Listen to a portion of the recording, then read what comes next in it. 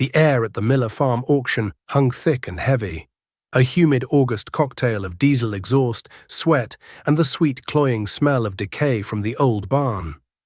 Jedediah Stone stood near the back of the crowd, his arms crossed over his chest, his knuckles scarred and permanently stained with grease. He wasn't here to buy, he was here to watch, to gauge the temper of the county, and the temper was hot. Money was flowing like water in the spring thaw of 1974. Up on the flatbed trailer, the auctioneer's chant was a hypnotic rhythm, punctuated by the sharp crack of the gavel. And a 55, now 60, do I hear 60? $60 bill, now 65. They were selling off old man Miller's life, piece by piece, wrenches, anvils, fence stretchers, things a man spent a lifetime accumulating, gone in 60 seconds. Jed's eyes weren't on the smalls, though. They were fixed on the iron. Lined up in the sun-scorched pasture was Miller's machinery. A decent John Deere 4020, a late model with the side console, its green paint faded to the color of a dried-out lime. An old International 560 with a loader, its red paint peeling to reveal patches of orange primer and rust. Good, honest machines. Paid for. Then a shadow fell over him. Come to pick through the bones, Jed. Jed didn't have to turn. He knew that voice. It was slick with the kind of confidence that only came from a bank loan officer's handshake. Richard Sterling. Rich Sterling. He'd bought the quarter section north of Jed 2 years back and had been farming it like he was trying to set a land speed record ever since. Jed turned slowly, his gaze level. Just watchin', Rich. Rich Sterling was a full head taller than Jed, soft in the middle, wearing a clean seed corn cap and boots that looked like they'd never seen a mud puddle deeper than a spilled cup of coffee. He gestured with a thumb toward the line of equipment. Look at this junk. Can't believe Miller was still trying to scratch a living out of the dirt with this museum. No wonder he went bust. Jed's jaw tightened. He'd known Henry Miller his whole life. The man had been hit with a bad heart, not bad management. Henry ran a clean farm, Jed said, his voice low and flat. Paid his bills. Rich let out a short, barking laugh. Paying your bills don't get the crop in, Jed. You need power, you need speed. He pointed across the yard to where his own rig was parked. A brand new International Harvester 1466, its paint so glossy it looked wet. The jewels were caked in fresh black dirt, a badge of honor. Beside it sat his pickup, a new Ford F-250 Ranger, chrome gleaming. You can't make money turning wrenches on a 30-year-old tractor. The money's in the dirt, and you got to get over it fast. The auctioneer moved on to the 4020. The bidding started strong. Jed watched, his face a stone mask. He knew that tractor inside and out. Knew the whine of its hydraulic pump meant it was low on fluid. Knew the puff of black smoke on startup was just a little fuel slobber, nothing serious. With a tune-up and some new filters, she'd run for another 20 years. But the bidding climbed past what it was worth, fueled by high corn prices and easy credit. It finally sold for a price that made Jed shake his head. See that? Rich said, clapping Jed on the shoulder. That's what I'm talking about. People are hungry for iron. Any iron. Me? I don't buy other people's problems. He grinned. Just ordered a new 4366 Steiger, 4-wheel drive, articulated. Gonna pull a 30-foot chisel plow, cover my full tillage in 3 days, not 3 weeks like you and that old two-popper of yours. Jed ran a tired hand over his face. His main tractor was a 1959 John Deere 730 diesel, the last of the big 2 cylinders. It didn't roar like Rich's new machines. It had a deep, percussive cadence, a rhythmic pop, pop, pop that you felt in your chest. It was slow, it was loud, and it would pull a 4-bottom plow from sunup to sundown without complaint. He'd bought it used 10 years ago, paid cash, and knew every bolt and wire on it. Beside it in the shed was his father's old Farmall M, still used for planting and raking hay. They were paid for, everything on his farm was paid for, except the land itself, and he was chipping away at that mortgage with every bushel he sold. That Steiger's gonna cost a pretty penny, Jed said, his eyes on the horizon. Costs money to make money, Rich recited, like it was a line from a gospel hymn. The bank's happy to loan it when corn's pushing $3. You ought to try it sometime, Jed. Leverage. You could trade in that whole fleet of relics, get yourself one good tractor, and actually farm like it's 1974. He looked Jed up and down at his worn jeans and faded work shirt. But I guess some folks are just content being small. The words hung in the air, a deliberate insult. Jed just gave a slow nod. He'd heard it all before, at the co-op, at the feed mill. Jed Stone, the man time forgot. The farmer who'd rather rebuild a water pump than buy a new one. The fool who saved his money instead of spending it. Rich Sterling swaggered off toward his gleaming truck, leaving Jed standing in the dust. Jed watched him go, then turned his gaze back to the auction. They were selling Henry Miller's hand tools now, coffee cans full of mismatched nuts and bolts. The little things, the things that held a life together. Jed knew that a man wasn't measured by the size of his tractor, but by the weight of his word and the sweat on his brow. The world, it seemed, was starting to disagree. Now, before we go further into this story, I want to ask you all something. Have you ever known a man like Jed? The quiet type who keeps his head down and just works, trusting in his own hands and his own judgment, while everyone else is chasing the latest trend and borrowing up to their eyeballs. Maybe it was your father, or your grandfather, or a neighbor down the road. Let me know down in the comments. I'd be curious to hear your stories about the Jedediah Stones of the world. The first sign of trouble came, as it always did, at the worst possible time. It was late April of the next year, 1975. A wet spring had kept everyone out of the fields, and now a week of sun and wind had finally firmed up the ground. It was a mad dash, the whole county trying to get their corn in the ground at the same time. The air was filled with the roar of big diesel engines from dawn till dusk. Jed was out on his 730, pulling the old 6-row John Deere planter. The 2-cylinder engine was hitting its familiar rhythm. Thump, thump, thump, thump, a steady heartbeat across the back 80. The smell of diesel and freshly turned earth was the best perfume in the world. He had about 30 acres left to go when he felt it. A slight shudder, a hesitation in the engine's powerful cadence. It was a feeling more than a sound, a vibration that traveled up through the steel seat and into his bones. He knew his machine like he knew his own body. Something was wrong. He pulled back the hand clutch and the tractor coasted to a stop, the planter settling into the soft soil behind it. The engine idled, but the rhythm was off. There was a faint metallic tick that hadn't been there that morning. Tick, tick, tick, out of sync with the engine's slow lope. Jed's heart sank. He climbed down from the seat, his boots sinking into the tilled ground. He walked to the side of the engine, listening. The sound was coming from the left side, near the flywheel. He shut it down. The sudden silence was deafening, broken only by the chirping of a meadowlark on a fence post. He stood there for a long moment, the sun warm on the back of his neck, a knot tightening in his stomach. He had a choice. He could try to limp it back to the barn, or he could deal with it here. Limping it could turn a small problem into a catastrophe. Just then, he heard the high-pitched whine of a turbocharger. Over the rise, Rich Sterling appeared, driving his new Steiger, the big chisel plow behind it already folded up for transport. He was done with his spring tillage already. He slowed as he approached the fence line bordering Jed's field, throttling the big Cummins engine down to a rumbling idle. "Trouble in paradise, Jed," Rich called out, a smug grin spreading across his face. Jed didn't look at him. He just ran a hand over the warm hood of the 730. "Just taking a break." "Sounds more like she's taking a permanent vacation," Rich laughed. "I could hear that thing knocking from a half-mile away. You know, the case dealer's got a brand new 1370 on the lot. They'd probably give you $50 for that thing on a trade-in." Jed finally turned his head, his eyes cold. "I'll get it figured out." "Sure you will," Rich said, shaking his head in mock pity.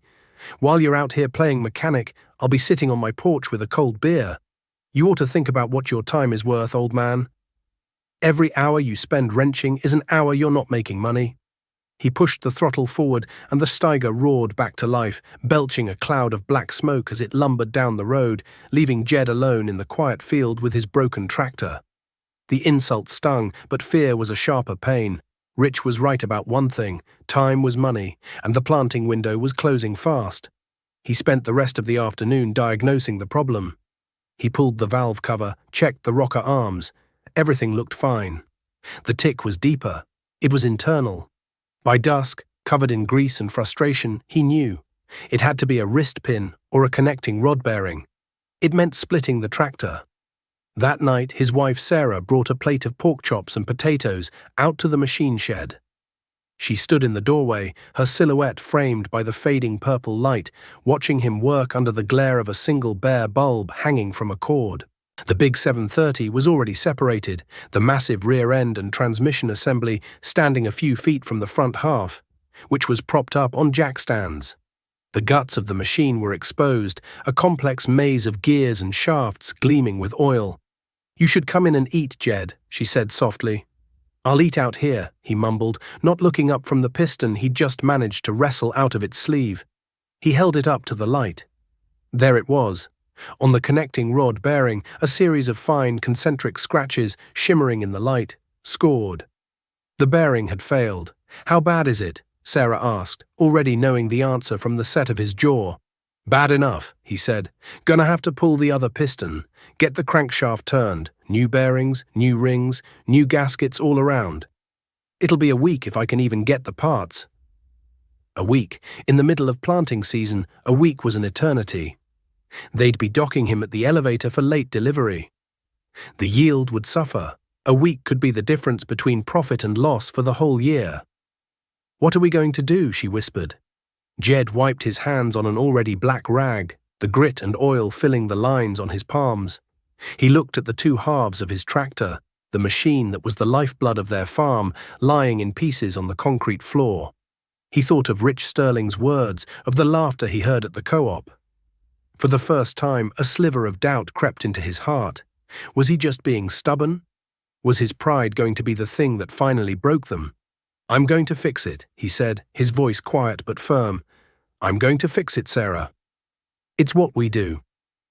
He worked for 5 straight days. He drove the 60 miles to the John Deere dealership in the city, the worn-out crankshaft wrapped in oily burlap bags in the back of his old Chevy pickup. The parts manager, a young kid with slicked back hair, whistled when he saw it. "Haven't seen one of these in years," he said. "Gonna have to special order the bearings. Cost you, though. These old parts are getting rare." Jed paid. He didn't haggle. He just paid, the cash coming from the old coffee can he kept hidden in the barn. While he waited for the parts, he cleaned every single component of the engine. He scrubbed the pistons, decarbonized the head, honed the cylinder sleeves until they shone. He worked with a surgeon's precision, his big, calloused hands surprisingly nimble as he handled the delicate piston rings and plastigage.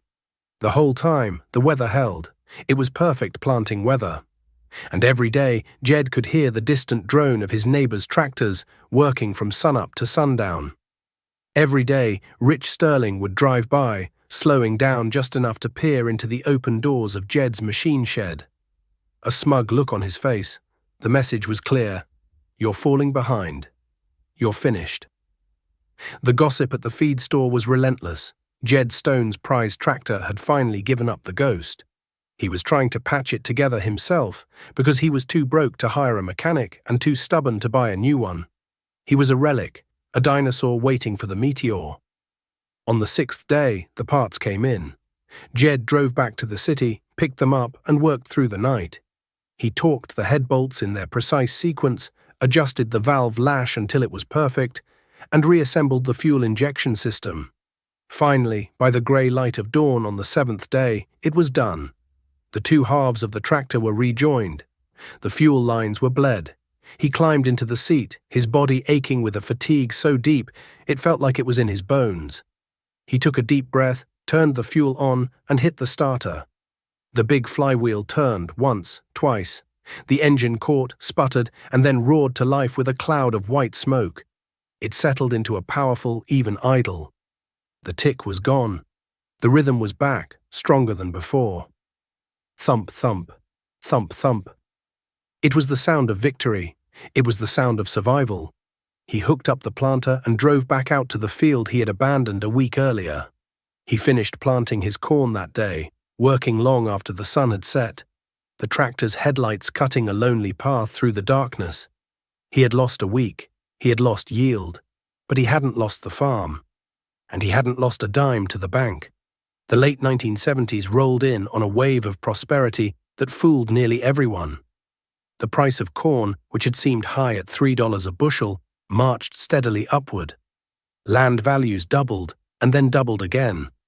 The talk in Washington was of feeding the world. Secretary of Agriculture Earl Butz was on the radio telling farmers to get big or get out, to plant fence row to fence row. Credit was cheap and easy to get. It was a golden age. For Rich Sterling, it was the vindication of his entire philosophy. He was no longer just a farmer, he was an agricultural tycoon in the making. He used his leveraged land to borrow more, buying up 2 more farms when his neighbors retired. His operations swelled from a few hundred acres to over 2,000. His equipment line grew into a fleet. The Steiger was joined by another, even bigger one. 2 new International 1586 tractors with air-conditioned cabs and radios sat in his brand-new 100-foot-long machine shed. He bought a new combine every other year, always the biggest one available, trading it in before the paint had a chance to fade. He became the poster child for modern farming in the county. The bank manager would take him out to lunch. The seed dealers gave him the best discounts. When he walked into the co-op, other farmers would quiet down to hear what Rich had to say about the markets. And he was always happy to share his opinion, usually lacing it with subtle and not-so-subtle digs at the old-timers who weren't keeping up. "You can't save your way to prosperity," he'd boom, leaning against the counter. "The name of the game is cash flow and asset appreciation. My land's worth 4 times what I paid for it. That's my real profit. The corn is just what I sell to make the bank payments." Jed listened to all this from the sidelines. The high grain prices were good for him too.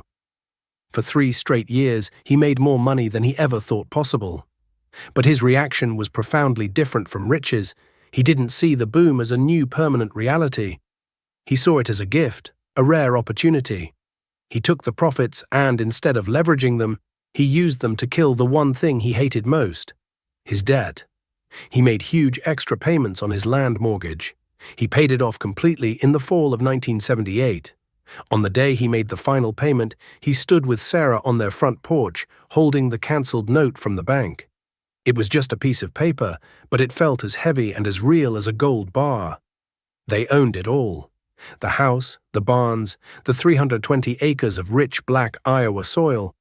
Free and clear, no one could take it from them. To the rest of the county, this was just more evidence of Jed's strangeness. He was sitting on a gold mine, and he refused to dig. "Can you believe it?" they'd say down at the diner. "Jed Stone's got all that land paid for, and he's still driving that old 730. He could borrow against that farm and buy a whole new line of equipment, cash. But he just sticks the money in a savings account. The man's afraid of his own shadow." Jed didn't expand. He didn't buy new tractors. He just kept doing what he'd always done. He maintained his old iron, replacing worn parts, keeping the oil clean and the grease fittings full. He bought a used John Deere 4430 in 1979, a solid tractor from a retirement auction, paying a fair price for it in cash. It was a huge leap forward for him, with a Soundguard cab and air conditioning, but to Rich Sterling it was a 10-year-old trade-in. One afternoon, Jed was at the parts counter of the local Case dealership picking up some hydraulic filters. The owner, a man named Frank, was looking over some paperwork with a worried expression. "Everything all right, Frank?" Jed asked. Frank looked up and forced a smile.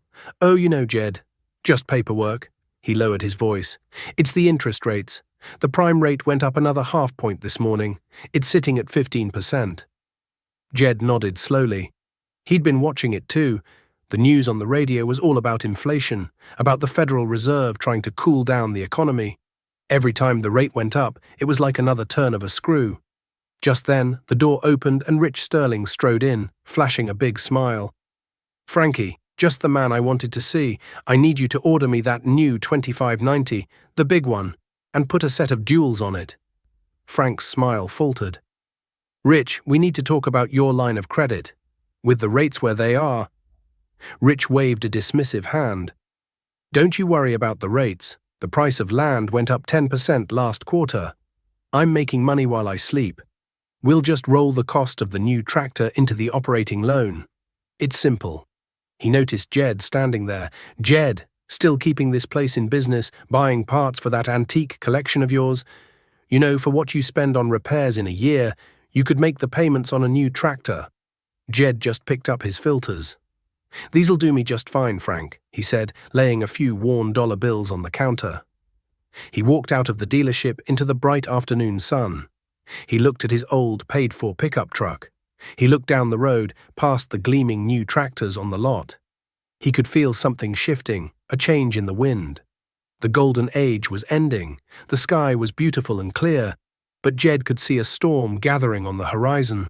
A storm that men like Rich Sterling, blinded by the glare of their own success, couldn't see coming at all. He didn't know when it would hit, but he knew he had to be ready. The harvest of a man's choices, he figured, was always coming due. The summer of 1980 arrived like a fever.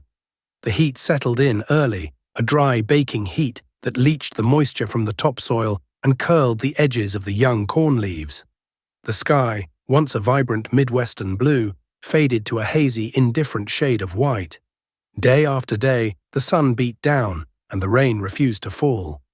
Jed would walk his fields in the evenings, the dirt crunching like gravel under his boots, the stalks of corn unnaturally brittle for June. He could feel the thirst of the land in the back of his own throat. Then came the news crackling over the AM radio on his kitchen counter. A grain embargo against the Soviet Union. A political move made in a city 1,000 miles away that landed like a hammer blow in the heartland. The price of corn, which had been the foundation of all the rampant optimism, didn't just fall, it plummeted. The bottom dropped out of the market overnight. The talk at the co-op changed. The booming confidence was replaced by a low, anxious murmur. Rich Sterling was there more often than not, his face pale, his usual swagger gone. He'd corner the manager, his voice tight with a tension that bordered on panic. "It's a temporary dip," he'd insist, his voice a little too loud. "A market correction. It'll bounce back by harvest. It has to." But it didn't. As the drought worsened, the price stayed in the gutter. For Jed, it was a hard blow. His yields would be down because of the weather, and the price he'd get for what little he harvested would be miserable. But as he sat at his kitchen table with Sarah, poring over his simple ledger, the numbers were grim but not fatal. Their costs were fixed and low. The 730 and the old Farmall M ran on diesel he'd bought and stored months ago. The 4430 was more efficient, sipping fuel compared to the new Giants.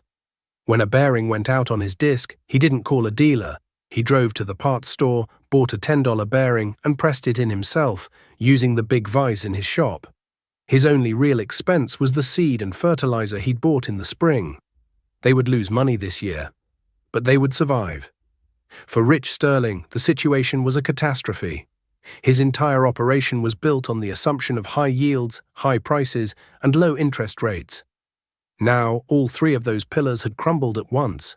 The variable rates on his massive loans began to climb, chasing the prime rate as it soared into the high teens. Every percentage point was another $1,000 a month payment he didn't have the cash flow to cover. The first real crack in his empire appeared in August. Jed was cultivating his soybeans, the old Farmall M purring along, when he saw it. Rich's newest, biggest tractor, the Case 2590 he'd been so proud of, was sitting dead in the middle of the field, a half-mile from the road. A day passed, then two. The tractor didn't move. On the third day, Jed saw the dealership's service truck out in the field. He watched from a distance as two mechanics in clean uniforms huddled over the open engine compartment, scratching their heads. They worked all day, a tiny island of activity in a sea of wilting crops. That evening, Jed drove past Rich's place on his way home from town. Rich was standing in his driveway, yelling into the phone. Jed could hear his strained, angry voice, even with the windows of his pickup rolled up. The next morning, the service truck was gone, but the tractor was still there. The gossip at the diner was that it had thrown a rod right through the side of the engine block. A catastrophic failure. The warranty had expired 2 months earlier. The repair bill was going to be over $20,000. It was money Rich didn't have. The brand-new tractor, the symbol of his modern, efficient operation, sat rusting under the brutal summer sun, a monument to a broken dream. Rich finished his fall tillage with his older, smaller 1586, a machine he had once called obsolete, pushing it day and night, the engine screaming in protest. The cracks were no longer hidden. They were splitting wide open for the whole county to see. The winter of 1981 was bleak and cold, but the economic winter was far colder. The interest rates, which had seemed impossibly high at 15%, kept climbing. 16, 18. They crested at over 20%. It was a death sentence for anyone carrying heavy debt. It was no longer a question of making a profit.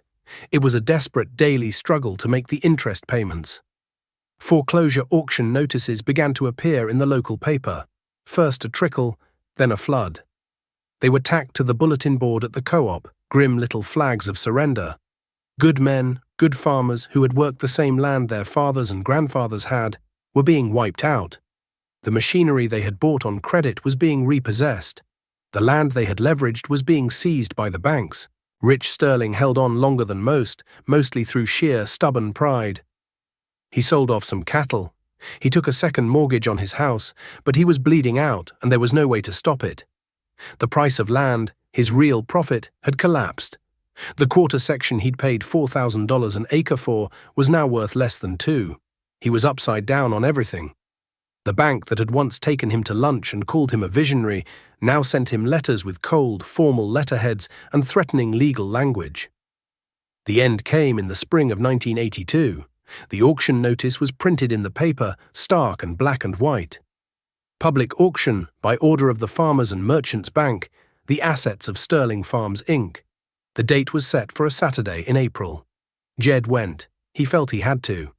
He parked his old pickup down the road and walked up the long gravel driveway, the same one Rich had once driven down in his gleaming Ford Ranger. The mood was the polar opposite of the Miller auction years before. There was no excitement, no feverish bidding energy. The crowd was sparse and quiet, their faces etched with a mixture of pity and fear. They all knew it could just as easily be their farm, their equipment, their life being sold off. The machinery was lined up in the yard, but it looked different now. The glossy paint on the big Steigers and Internationals was faded and mud-spattered. A tire on the 1586 was flat. The broken 2590 had been hauled in, its engine block still bearing the ugly, greasy hole where the rod had exited. It was no longer a fleet of powerful modern machines. It was a collection of liabilities, of massive monthly payments that no one could afford to make. The auctioneer started, his voice lacking its usual rhythmic punch. He sounded more like a funeral director. The bidding was slow, pathetic. A four-wheel drive tractor that had cost Rich over $100,000 just a few years earlier sold for $25,000. The bank's representative stood beside the auctioneer, his arms crossed, his face grim as he watched the assets being liquidated for a fraction of what was owed. Jed saw Rich standing alone by the machine shed, the one he had built so proudly. He wasn't the same man. The confidence had been stripped from him, leaving behind something hollow and frail. His shoulders were slumped. He was wearing a dirty, frayed coat. He just stared, his eyes vacant, as the life he had built was dismantled piece by piece. Jed felt no triumph, no satisfaction. He just felt a profound sadness. It was like watching a great tree, one that had grown too fast and too tall, finally topple in a storm. Jed didn't bid on anything. He didn't need to. He just watched until it was over. As the crowd dispersed and the buyers began making arrangements to haul away their grim bargains, Jed walked over to where Rich was standing. Rich didn't look at him. He just kept staring at the empty spaces in the yard where his tractors used to be. "You came to see the show?" he asked, his voice a hoarse whisper. "Came to see the big shot get what he deserved?" "No, Rich," Jed said quietly. "I came because I was sorry to hear it." Rich finally turned, his eyes red-rimmed and full of a terrible broken shame. "You were right, Jed. You were right all along." He let out a dry, rattling sob. "I lost it all. Everything. The land, the house, everything." Jed stood there for a long moment, the cool April wind rustling the bare branches of the trees. He thought of all the years of quiet insults, of being called an old man and a relic. He could have just walked away. But that wasn't his way. "The house, too?" Jed asked. Rich nodded, unable to speak. Where will you and your family go? Rich just shook his head. I don't know. Jed looked out over the fields, the rich black dirt that Rich had farmed so aggressively. It was good land. I'll be at the bank on Monday morning, Jed said, his voice steady. They'll be selling the land. I'm going to buy your home quarter, the one with the house and the barns. Rich looked up, his face a mask of confusion and despair. Why? To plow it under? To rub my face in it? No, Jed said. I'm buying it so you and your family have a place to live. You can rent it from me, a fair price. You can work for me too if you want. I could use the help. He paused, then added, You're a good farmer, Rich. You just got caught in the storm. For the first time, Rich Sterling looked at Jedediah Stone not as a rival or a relic, but as a man. Tears streamed down his face, cutting clean tracks through the grime on his cheeks. He couldn't speak. He just nodded, a small, jerky motion of utter defeat and overwhelming gratitude. Jed gave a short nod in return, then turned and walked back to his old pickup, his heart heavy with the weight of it all. The Monday after Rich Sterling's auction, Jedediah Stone walked into the Case dealership. The showroom, once bustling and bright, was quiet and dim. Several tractors, both new and used, sat collecting dust. Frank, the owner, was behind the counter, looking 10 years older than he had a few years prior. His desk was buried in stacks of paper that Jed knew were invoices he couldn't pay and repossession orders he didn't want to serve. Jed, Frank said, his voice tired, what can I get for you? Filters? A gasket set? More than that today, Frank, Jed said, his voice calm and even. He walked over to a repossessed Case 2390, a solid, mid-sized tractor with decent rubber but faded paint. It had been sitting on the lot for months. What do you need for this one? Frank sighed. Bank wants $22,000. I can't get anyone to even look at it. Nobody has the money and nobody can get the credit. Jed nodded.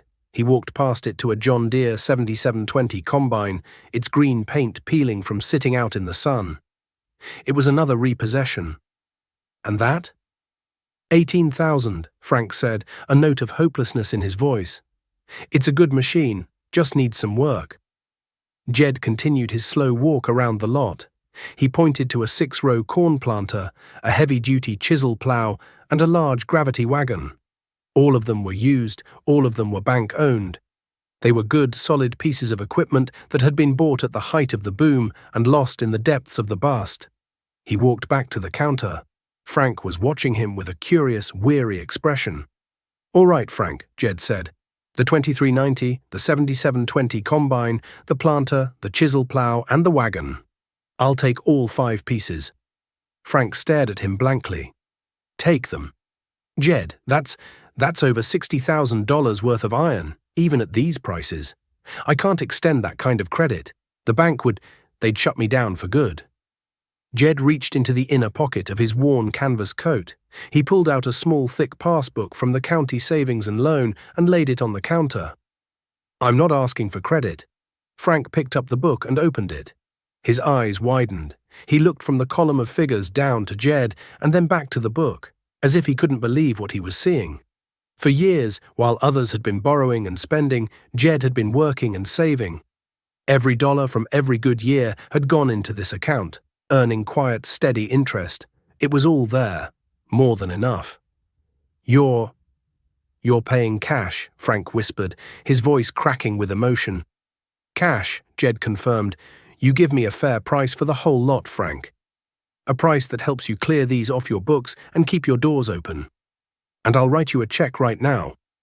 Frank slumped onto his stool, running a shaky hand through his hair. He looked around his empty showroom, at the machines that had become an anchor dragging him under. And then he looked at Jed Stone, the man everyone had called a fool, the man who was now his salvation. He started to laugh, a strange, choked sound that was half sob and half pure, unadulterated relief. Jed, he said, shaking his head in wonder, all this time we all thought you were falling behind. Turns out you were the only one of us who was actually getting ahead. The news spread through the county like wildfire. Jed Stone had walked into the dealership and bought half the inventory with cash. The whispers at the diner changed for good. The ridicule was replaced with a deep, abiding respect. Men who had once mocked his old two-cylinder now sought his advice. They'd come to his farm shop, hat in hand, asking if he could help them figure out why their planter was skipping or how to rebuild a hydraulic pump. Jed never turned anyone away. He'd wipe the grease from his hands, listen patiently, and then say, "Well, let's take a look at it." He wasn't just fixing machines, he was helping to hold a broken community together. Rich Sterling took Jed's offer. He and his family stayed in the house, and Rich became Jed's hired man. The first few months were hard, the shame hung heavy on Rich, and the arrogance was gone, replaced by a quiet humility. But Jed treated him with dignity. He paid him a fair wage and listened to his ideas. Rich, freed from the crushing weight of debt and the constant pressure to expand, rediscovered his love for the simple act of farming. He was good at it. He knew the soil, and he knew the crops. He and Jed made a good team. After a few years, Jed sold the house and a small 40-acre parcel back to Rich, at a fair price with no interest. He gave the man a chance to rebuild, to start over the right way this time. Years passed. The farm crisis slowly eased, and a hard-won stability returned to the heartland. Jed's farm grew, not through leverage, but through patient, cash-only acquisitions of neighboring land from farmers who were ready to retire. He never got as big as Rich had been, and he never wanted to. He just wanted to be strong. One crisp autumn afternoon, years later, Jed was in the machine shed with his grandson, a boy of 10 with his grandfather's serious eyes. They were working on the old John Deere 730. It wasn't the main tractor anymore, but Jed would never sell it. He used it for light work, or sometimes just started it up to hear the sound. "Why do we keep this old thing, Grandpa?" the boy asked, handing Jed a wrench. "It's so loud." Jed took the wrench and tightened a bolt on the fuel pump. He looked at the massive, simple engine, every part of it familiar to his hands. "This tractor taught me a lesson, son," he said, his voice raspy with age. Lots of folks looked at this machine and saw something that was old and slow. They saw what it couldn't do. They were all looking at the new ones, the big, shiny ones that could go faster and pull more. He wiped a spot of grease from the boy's cheek with his thumb. But they were looking at the wrong thing. Speed ain't the same as progress. Being big ain't the same as being strong. This tractor isn't valuable because of how fast it goes. It's valuable because I understand it, because it's paid for, because when it breaks, my own two hands can make it whole again. It doesn't own me, I own it. He finished his work and climbed stiffly into the iron seat. He hit the starter. The big engine turned over, and with a puff of smoke it roared to life, settling into its timeless, powerful rhythm. Thump, thump, thump, thump. It was the sound of a steady heart, a beat that had carried his family through droughts and floods, through booms and busts. It was the sound of survival. It was the sound of a legacy, forged not in steel or in debt, but in the quiet wisdom of a man who knew the true value of the earth beneath his feet and the tools in his hands.